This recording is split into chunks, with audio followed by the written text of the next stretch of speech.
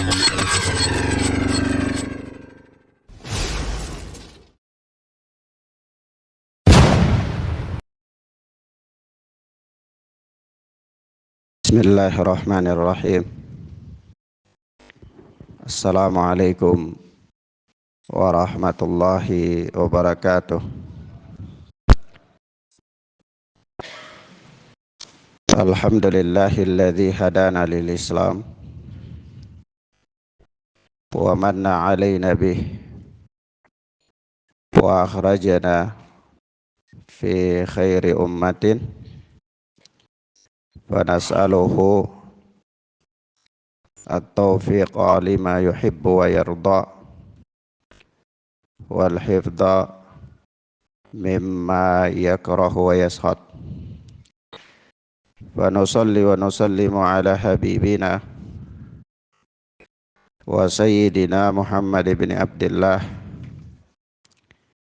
wa ala alihi wa ashabihi wa man sara ala nahjihi ila yaumil qiyamah. Amma ba'd. Ikhwan wa akhwat rahimani wa rahimakumullah, kita lanjutkan pelajaran kita masih dengan kitab Syarhus Sunnah oleh Al-Imam Abu Muhammad Al-Barbahari rahimana wa rahimahullah. Kita masuk pada kalimat yang berikutnya dari perkataan Al-Imam Al-Barbahari rahimana wa rahimahullah. Sebelumnya ada satu pertanyaan, yaitu kalau sholat qasar adalah sunanus safar, sementara sholat jamak adalah sunanul hajah. Apa maksudnya? Apa maksudnya daripada pengertian sunanus safar? Ini sholat qasar itu tidak boleh dilakukan kecuali oleh seorang musafir. Adapun sunanul hajah adalah boleh dilakukan oleh orang yang musafir ataupun orang yang mukim apabila memang ada keperluan akan hal tersebut, ya.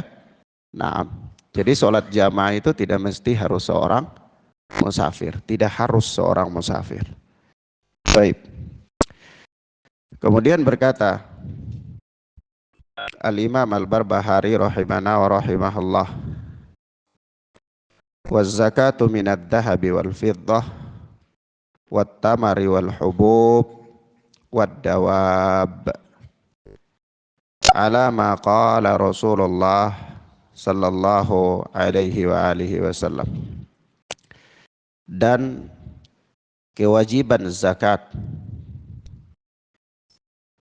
dari emas, perak, kurma, dan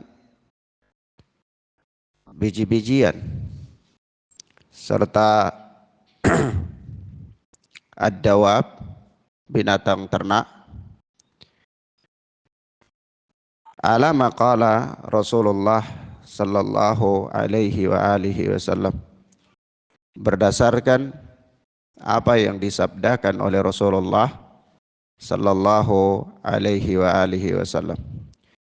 Wa in qassamaha fajaiz wa in dafa'aha ilal imam fajaizun wallahu a'lam. Kata Al-Imam Al-Barbahari, jika dia mendistribusikan zakat itu secara langsung adalah boleh, dan demikian pula apabila dia menyerahkannya kepada imam, kepada penguasa atau wakil-wakil daripada penguasa untuk mendistribusikannya juga adalah boleh. Wallahu a'lam. Naam. Ikhwan wa akhwat, di dalam ucapan Al-Imam Al-Barbahari ini ada satu perkara penting, yaitu terkait dengan zakat dan cara mendistribusikan zakat itu. Telah dimaklumi secara bersama bahwa zakat itu ada yang namanya zakatul fitrah atau zakatul fitr, ada yang namanya zakatul mal, zakat harta. Tentunya yang diinginkan oleh Al-Imam Al-Barbahari ini adalah zakat yang berkaitan dengan harta. Kenapa? Pertanyaannya kenapa? Al-Imam Al-Barbahari menyebutkan persoalan zakat di tengah-tengah pembahasan tentang akidah. Jawabannya adalah permasalahan zakat ini adalah permasalahan yang sangat urgen di dalam syariat yang mulia ini, di mana dia adalah merupakan salah satu ruknun min arkanil Islam, salah satu rukun daripada rukun Islam, dan telah ada di awal-awal Islam ketika Rasulullah Sallallahu Alaihi Wasallam wafat. Pada generasi yang pertama ini ada sebahagian dari orang-orang yang ketika itu baru masuk Islam, mereka menolak untuk membayar zakat. Menolak untuk apa? Membayar zakat. Kemudian diperangi oleh Abu Bakar As-Siddiq radhiyallahu taala anhu. Nah, taib. Yang kedua, Al-Imam Al-Barbahari menyebutkan kepada kita tentang bentuk atau cara mendistribusikan zakat itu. Nah, di sini dua-duanya boleh, kata beliau. Mendistribusikan zakat itu artinya orang yang mempunyai harta yang hendak dia zakati, boleh bagi dia untuk langsung memberikan kepada mustahik, kepada orang-orang yang berhak. Apabila dia tahu ya, sebuah kampung itu ada orang yang berhak, dia langsung datang ke sana dan membagikan, itu boleh saja. Itu bukan perkara yang dilarang. Demikian pula kalau seandainya pemerintah menetapkan wakil-wakil untuk memungut pajak, mengambil zakat dari kaum muslimin, lalu dia menyerahkannya kepada pemerintah itu melalui wakil-wakil pemerintah untuk mengumpulkannya kemudian untuk mendistribusikannya, maka itu juga adalah boleh. Permasalahannya adalah apabila penguasa mewajibkan masyarakat untuk harus menyerahkan zakat itu kepada penguasa, lalu penguasa mengaturnya dan dia membentuk wakil-wakil dia di setiap daerah untuk menarik zakat tersebut, maka dalam kondisi yang demikian ini wajib bagi masyarakat untuk menyerahkan zakatnya itu kepada penguasa. Namun seandainya penguasa tidak mewajibkan hal itu dan memberikan kelapangan kepada rakyat, maka kedua-duanya boleh. Dia boleh mendistribusikannya secara langsung atau dia memberikannya kepada penguasa kemudian diatur oleh penguasa, juga adalah boleh. Dia melihat mana yang lebih maslahat. Dia melihat mana yang lebih maslahat. Nah, baik. Sampai di sini mafhum ya, ikhwan. Permasalahan berikut yang kita ingin katakan di sini adalah harta-harta yang wajib dizakati. Sebab itu Al-Imam Al-Barbahari menyebutkan beberapa harta yang wajib dizakati, yaitu emas dan perak, kemudian tamar, kurma, kemudian hubub, biji-bijian, kemudian ad-dawab, binatang ternak. Ala kulli hal, harta yang wajib dizakati itu kalau kita membaca buku-buku fikih, itu sebagian para fuqaha menyebutkan sampai ada 8 jenis harta yang wajib dizakati. Sebagian menyebutkan sampai 7 jenis harta yang wajib dizakati. Namun semua itu kalau kita melihatnya dan mempelajarinya, maka ada di antara jenis-jenis yang disebutkan itu adalah jenis-jenis harta yang dikhilafkan oleh para ulama. Diikhtilafkan oleh para ulama bahwa dia wajib zakat atau tidak wajib zakat. Dan yang disepakati itu hanya ada 3 saja. Yang disepakati dari harta yang wajib untuk dizakati itu hanya ada 3. Lainnya adalah khilaf. Lainnya adalah khilaf.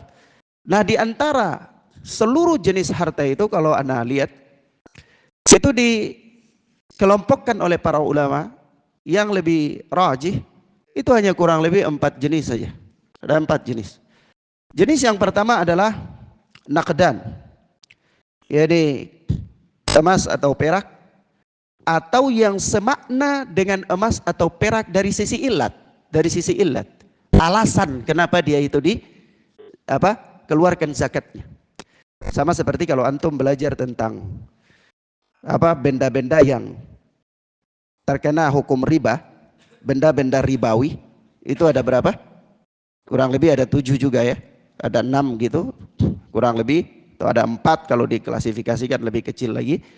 Lalu benda-benda yang lain mengikut kepada benda itu dilihat dari sisi ilat. Dilihat dari sisi apa? Ilat. Alasan kenapa dia itu ribawi, gitu. Paham ya?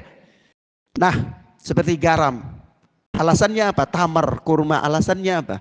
Dia termasuk barang ribawi itu alasannya apa? Kemudian misalnya uang, alasan ribawinya itu apa? Emas, alasan ribawinya itu apa? Mafhum? Paham ya, ikhwan? Taib. Tetapi di sini Anda ingin katakan bahwa harta yang pertama yang wajib dizakati itu adalah emas dan perak, atau benda-benda yang semakna dengan emas atau perak dari sisi ilat.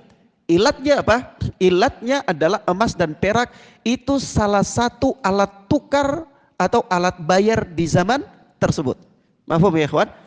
Maka kemudian kalau begitu dari sisi ilat, maka dia kembali kepada hukum apa? Uang. Segala jenis uang, mata uang, dia wajib terkena zakat. Kenapa? Karena dia disamakan dengan emas dan perak dari sisi apa? Ilat. Mafhum sampai di situ, ikhwan? Baik. Ini yang pertama ya. Nanti mata uang itu rupiah, rial, apa segala macam ya. Tidak ada urusan dengan jenis mata uangnya. Tapi yang menjadi urusan itu adalah ilat. Kenapa dia itu menjadi harta yang wajib dizakati. Baik. Yang kedua adalah at-thamar wal hubub, termasuk at-tamar. Kalau dicetakan antum itu thamar apa tamar?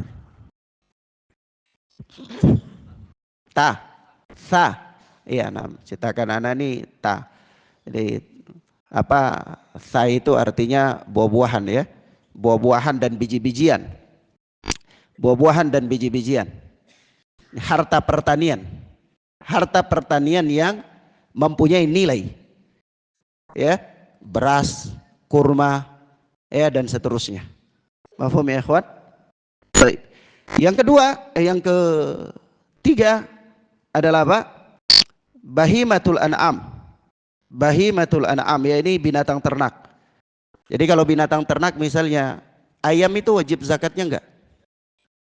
Hah? Kenapa enggak masuk?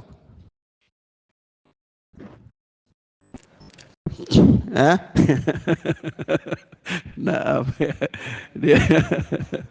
dia bukan bahimah, bukan binatang, bukan bahaim, bukan binatang berkaki 4 ya.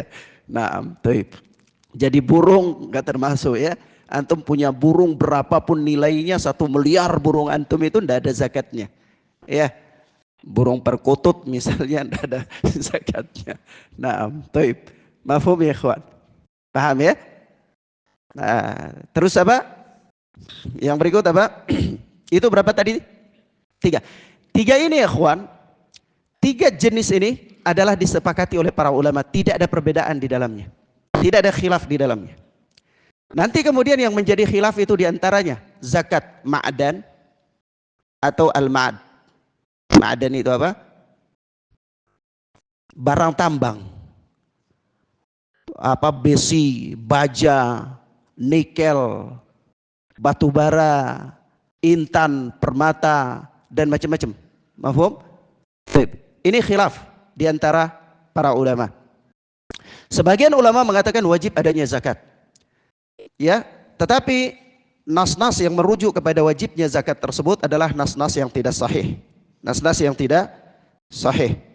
Nah, sebab itu ikhwan, azani Allahu wa iyyakum, ada hadis Rasulullah sallallahu alaihi wasallam yang dijadikan sebagai sandaran terhadap zakat barang tambang. Yaitu hadis dikeluarkan oleh Imam Abu Daud rahimana wa rahimahullah di dalam sunannya dari Bilal bin Al-Harith radhiyallahu anhu. Dia berkata, anna Rasulullah sallallahu alaihi wasallam akhadha minal ma'adinil qabaliyah as-sadaqah. Bahwa Rasulullah sallallahu alaihi wasallam mengambil zakat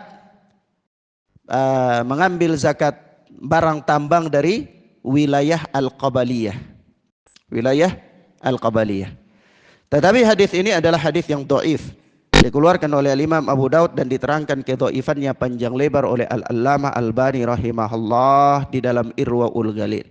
Di dalam Irwaul Ghalil. Nah, karena riwayatnya dhaif, hadis ini menunjukkan kepada kita secara dhahir bahwa adanya zakat apa? Ma'dan, barang tambang. Tetapi karena dia dhaif dan riwayat-riwayat yang mengatakan adanya zakat barang tambang tidak ada satupun yang sahih, maka Al-Imam Asy-Syafi'i rahimahullah di dalam mengatakan tidak ada zakat atas barang tambang seberapa banyak pun nilainya barang tambang itu. Emas, batu bara, intan, permata, berlian, apalagi minyak bumi, besi, nikel dan seterusnya, berapa banyak pun nilainya dia tidak terkena zakat. Dia tidak apa? Terkena zakat. Mafhum ya ikhwan? Taib. Sampai di sini paham? Mafhum sampai sini? Jenis harta berikut yang terkena zakat adalah ar-rikaz. Ar-rikaz. Apa itu ar-rikaz? Ar-rikaz itu barang temuan, harta karun. Harta karun. Antum di sini tiba-tiba waktu kita misalnya ini kita punya lahan di mana? Mau bangun MK ini di mana? Di belakang sana ya. Kita sudah beli lahan itu. Kemudian suatu saat kita dapat rezeki mau bangun bangunan, gali-gali pondasi, ketemu di situ apa? Gucci. Nah, ya Gucci emas apa Gucci yang nilainya mahal ya kali ya. Nah, inilah yang dimaksud dengan apa? Rikas. Mafhum ya ikhwan? Rikas itu barang temuan harta karun, harta zaman dulu kala yang tertimbun di dalam tanah. Itu namanya apa? Rikas. Nah, ini ada zakatnya. Ini ada apa? Ada zakatnya. Dan ini pendapat yang rajih karena dia berdiri di atas nas yang sahih. Yaitu Rasulullah sallallahu alaihi wasallam mengatakan dari sahabat Amr bin Syuaib dari bapaknya, dari kakeknya, ada Nabi sallallahu alaihi wasallam qala fi kanzin wajadaha rajulun fi kharibatin. Ya, Rasulullah sallallahu alaihi wasallam bersabda tentang seseorang yang mendapati sebuah harta yang terpendam di suatu negeri yang sudah mati, bekas kota misalnya ya, bekas kota. In wajadtahu fi qaryatin maskunatin fa'arifhu. Kalau engkau mendapati benda itu di suatu negeri yang ada penduduknya, maka umumkan. Kalau dapati suatu benda tersimpan itu di tanah, itu benda purbakala, benda tua, atau ya semisal dari itu ya, harta karun di sebuah negeri tapi negeri itu ada penduduknya, maka umumkan supaya barangkali ada orang-orang dari penduduk negeri itu yang memang dia punya atau leluhurnya punya ya. Nah, wa in wajadtaha fi qaryatin ghairi maskunah fa fihi wa fir rikaz. Kalau engkau dapati dia di tempat yang di kampung yang tidak ada penduduknya ya, di kampung yang tidak ada penduduknya, maka padanya ada zakat rikas, yaitu al-khumus, 1/5. 1/5 itu 20% ya. Nah, 1/5. Taib. Ini apa? Harta keempat yang termasuk apa? Wajibnya zakat. Yang berikut, harta yang berikut yang wajibnya zakat adalah yang dikenal oleh kita ya dengan nama apa? Dengan nama harta barang perdagangan. Harta barang perdagangan. Harta barang perdagangan adalah Al-Imam Ibnul Munzir rahimahullah di dalam Al-Ijma' menukil adanya ijma' para ulama tentang adanya zakat perdagangan. Tetapi Al-Imam Abul Qasim membantah nukilan Ibnu Munzir. Dia mengatakan bahwa Ibnu Munzir menukil adanya ijma' terhadap adanya zakat barang perdagangan itu perlu ditinjau kembali. Kenapa? Karena ada sejumlah para fuqaha, para ahli fikih yang tidak sependapat dengan pendapat itu.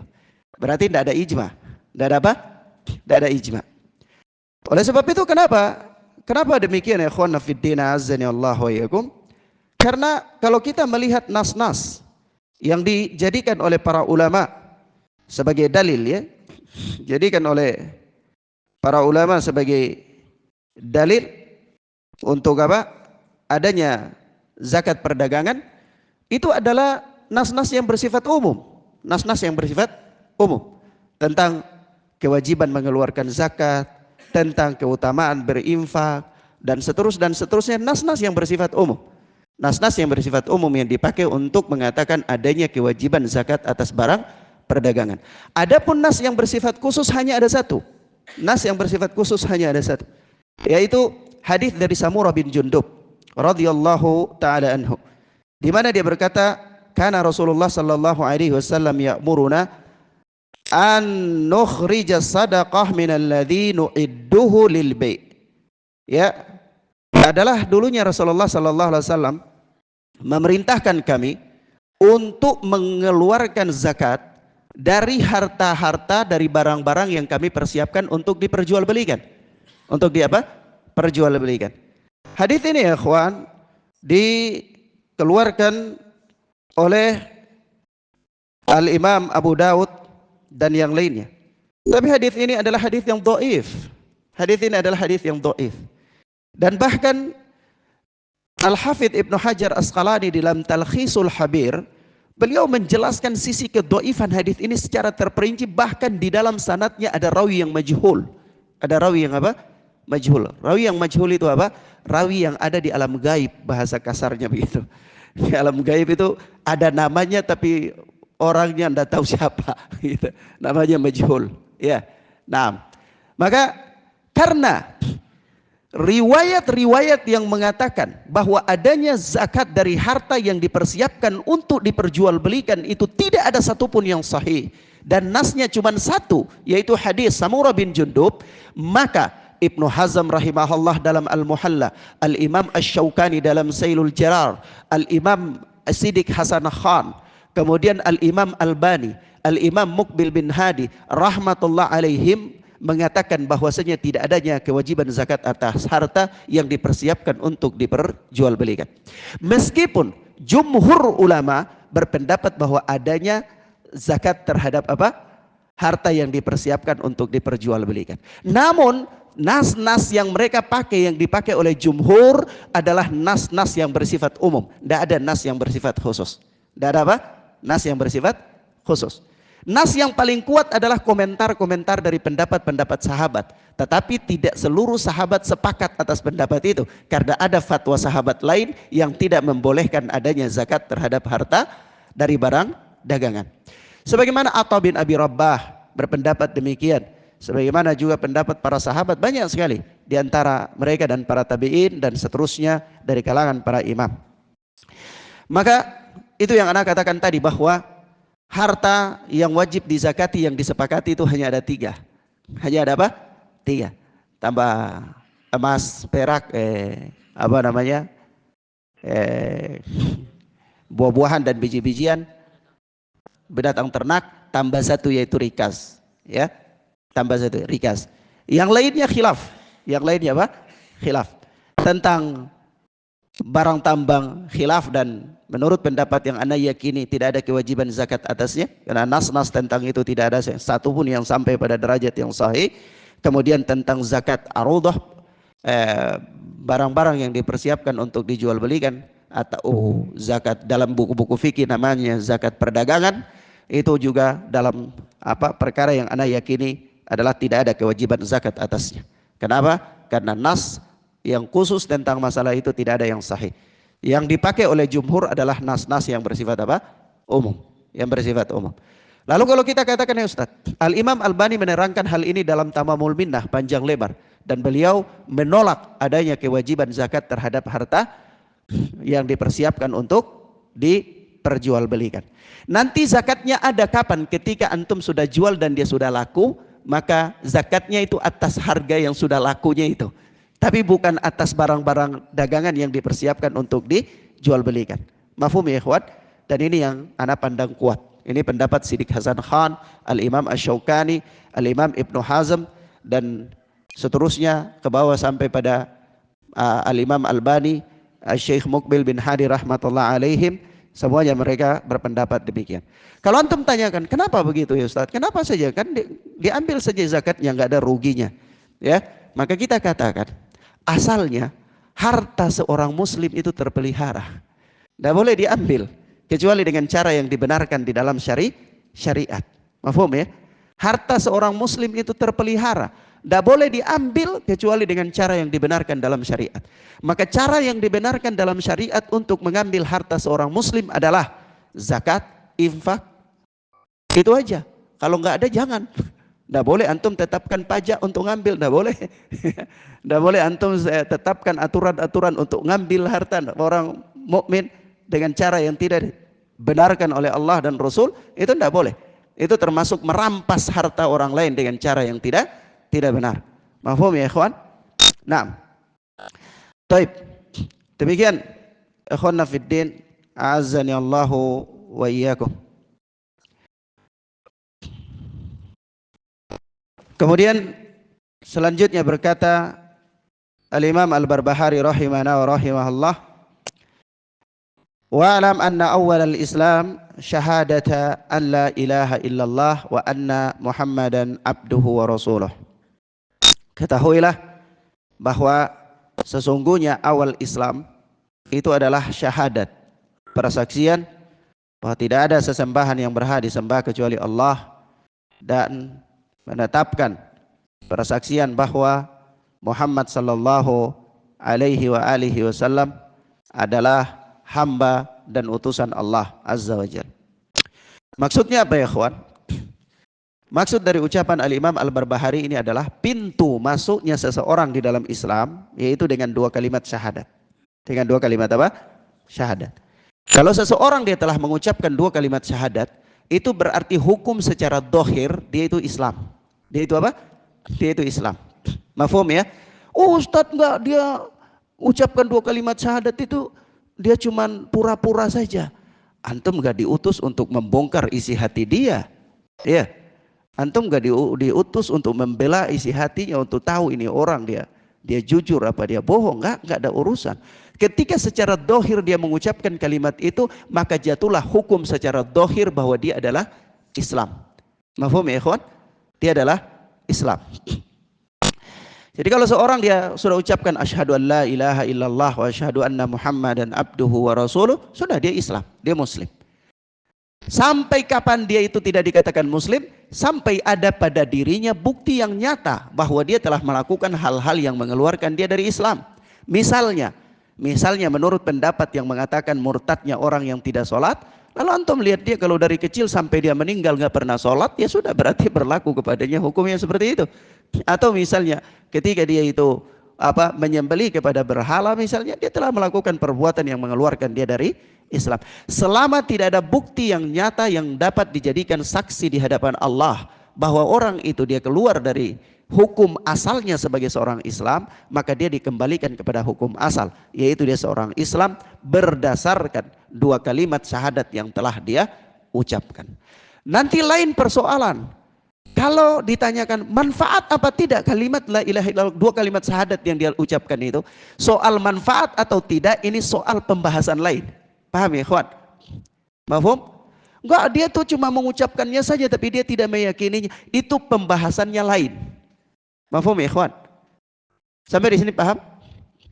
Pembahasannya lain bagaimana? Ya pembahasannya lain ketika nanti kita bicara tentang apa itu rukun la ilaha illallah, apa itu rukun Muhammad Rasulullah, apa syarat-syaratnya, apa pembatal-pembatalnya. Nah, ini baru kita tetapkan hukum untuk mengatakan orang ini sempurnanya keislamannya atau tidak, kan gitu. Tetapi secara dohir ketika seorang dia telah mengucapkan 2 kalimat syahadat maka dia adalah muslim. Ada suatu kejadian di zaman Nabi Shallallahu Alaihi Wasallam itu di medan perang. Kemudian sahabat ini mereka berperang, berhadapan dengan seorang musyrik. Nah begitu orang ini musyrik ini terdesak dia mau dibunuh, maka dia mengucapkan kalimat syahadat. Tapi dia dibunuh saja, dia dibunuh saja. Maka hal ini kemudian sampai kepada Rasul Shallallahu Alaihi Wasallam. Maka Rasulullah marah dan Rasulullah tanya kepada sahabat ini, kenapa engkau membunuh orang yang telah mengucapkan kalimat 2 kalimat syahadat? Dia katakan, ya Rasulullah, orang ini dia mengucapkan kalimat syahadat itu hanya untuk dia selamat dari pedangku saja. Ya, maka apa kata Rasulullah? Kenapa engkau tidak bongkar dadanya supaya engkau tahu apa isi hatinya? Kenapa engkau tidak bongkar dadanya atau robek itu dadanya supaya engkau tahu apa isi hati orang tersebut? Artinya apa? Islam ini tidak memberatkan manusia dan tidak memaksakan manusia untuk mencari tahu apa-apa yang tidak disanggupi oleh manusia. Sebab itu kita menetapkan hukum itu berdasarkan dohir. Menetapkan hukum berdasarkan apa? Dohir. Jadi kalau dohir orang itu sudah mengucapkan kalimat la ilaha illallah atau sudah mengucapkan 2 kalimat syahadat, maka orang itu sudah dikatakan sebagai seorang Islam. Sampai secara dohir pun dia melakukan hal-hal yang mengeluarkan dia dari keislamannya. Nah, mafhum ya ikhwan? Paham ya? Baik. Dan ingat, mengeluarkan seseorang dari bingkai keislaman itu tidak bisa hanya dengan dugaan, tidak bisa. Tidak bisa hanya dengan prasangka, tidak boleh. Melainkan apa? Harus ditetapkan secara pasti dengan hukum-hukum dan dalil-dalil. Kenapa? Karena mengeluarkan seseorang dari Islam itu perkara yang sangat berat. Perkara yang sangat apa? Berat. Bahkan man qala li sahibihi ya kafir, barang siapa yang mengatakan kepada saudaranya, kepada temannya, wahai kafir. Lalu kalau benar iya dia kafir, kalau enggak raja'a ilaih. Kalimat kekafiran itu kembali kepada orang yang mengucapkannya. Ya, mafhum ya ikhwan. Baik. Kemudian di dalam hukum mengucapkan kalimat tauhid ini, 2 kalimat syahadat ini, ada orang yang di dalam pengucapannya benar-benar dia murni keislamannya, ada orang yang dalam pengucapannya dia munafik. Yaitu dia mengucapkan kalimat la ilaha illallah tetapi dia menyembunyikan kekafirannya. Maka dia digolongkan sebagai kelompok orang-orang munafik. Tapi secara dohir dia ditetapkan sebagai apa? Islam. Tetapkan sebagai Islam apa tidak? Islam. Apa bukti sejarahnya? Bukti sejarahnya di zaman Rasulullah SAW banyak orang-orang munafik yang berkeliaran, tapi Rasulullah tidak membunuh mereka. Karena apa? Dohir mereka adalah seorang muslim. Kemunafikannya dikembalikan kepada Allah Azza wa Jal. Kembalikan kepada apa? Allah Tabaraka wa Ta'ala. Nah, sampai di sini paham ya ikhwan? Mafhum ya? Kalau antum ingin tanya, Ustaz apa itu rukun la ilaha illallah, apa itu syarat la ilaha illallah, itu pembahasannya di pembahasan kitab tauhid. Ya, kita tidak mengulang pembahasan itu di kitab akidah, tapi itu pembahasannya ada pada pembahasan kitab apa? Tauhid. Nah, wallahu taala a'lam bissawab. Ilahuna ya ikhwan, kita cukupkan pelajaran kita sampai di sini insyaallah taala. Ya mudah-mudahan bermanfaat bagi kita insyaallah. Wassallallahu ala nabiyina Muhammad wa ala alihi wa sahbihi wasallam. Subhanakallahumma wa bihamdika asyhadu an la ilaha illa anta astaghfiruka wa atubu ilaik. Wassalamu alaikum warahmatullahi wabarakatuh.